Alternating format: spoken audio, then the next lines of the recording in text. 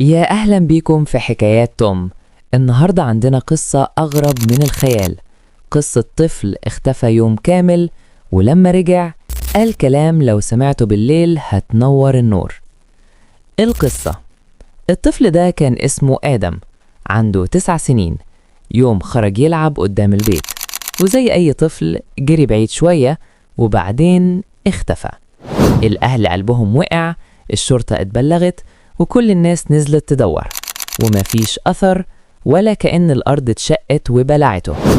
بعد 24 ساعة كاملة ظهر فجأة عند باب البيت، واقف ووش مصفر بس سليم.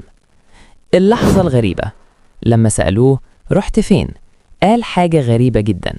قال في راجل طيب خدني من الطريق وكان لابس لبس أبيض، ومشيت وراه، بس لما رجعني قلت له أبوس إيدك استنى. اختفى. الأهالي اتصدموا، ولو بصيت في عين الطفل هتحس إنه فعلا شاف حد، بس مفيش كاميرات جابت الراجل، ولا حد شافه، ولا حد عرف هو مين أصلا. تحليل توم: بصراحة عندي 3 احتمالات.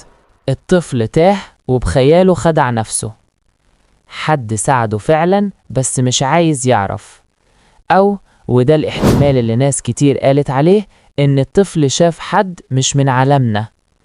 قولولي في التعليقات، لو ابنك رجع وقالك الكلام ده هتصدقه ولا هتفتكر إنه بيتخيل؟